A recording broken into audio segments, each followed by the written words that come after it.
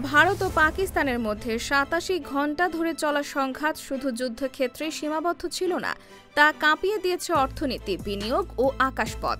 প্রতি ঘণ্টায় $1 বিলিয়ন ক্ষতি হয়েছে এ সংঘাতে। রবিবার এক প্রতিবেদনে এ খবর দিয়েছে দ্য নিউজ। ৭ মে রাত ১টা ৫ ভারতীয় বিমান বাহিনী অপারেশন সিন্দুর নামে একটি পরিকল্পিত আক্রমণ চালায়। ফ্রান্সের তৈরি রাফাল যুদ্ধবিমান ব্যবহার করে পাকিস্তানের অভ্যন্তরের ৯টি বেসামরিক স্থাপনায় হামলা চালানো হয়। আক্রমণটি চলে ২৩ মিনিট ধরে। এ হামলার জবাবে পাকিস্তান তাদের বিমান বাহিনী, স্থলবাহিনী এবং ক্ষেপণাস্ত্র ইউনিট সক্রিয় করে।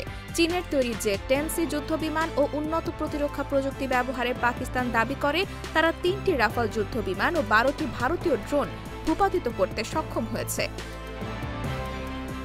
সংঘাতের প্রভাবে ভারতের প্রধান দুটি শেয়ার বাজার সূচক নিফটি ও সেন্সেক্সে একত্রে $৮২ বিলিয়ন মূলধন হারায়।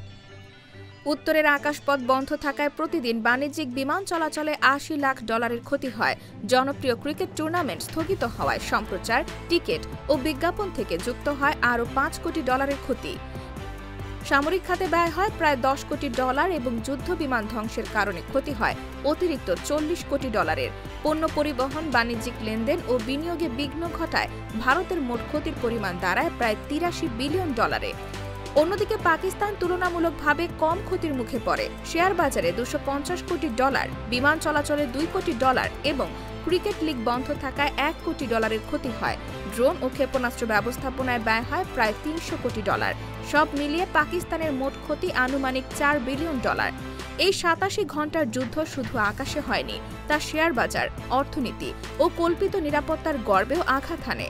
ঘণ্টায় $1 বিলিয়ন বিপুল খরচে এই যুদ্ধ প্রমাণ করে যে আধুনিক যুদ্ধের আসল মূল্য শুধু যুদ্ধবিমান, ক্ষেপণাস্ত্র ও ড্রোনই নয়, বরং শেয়ার বাজারের ধস, মুদ্রার অবমূল্যায়ন, সরবরাহ চেইনের বিঘ্ন, বিমান চলাচলের ক্ষতিতে নিহিত।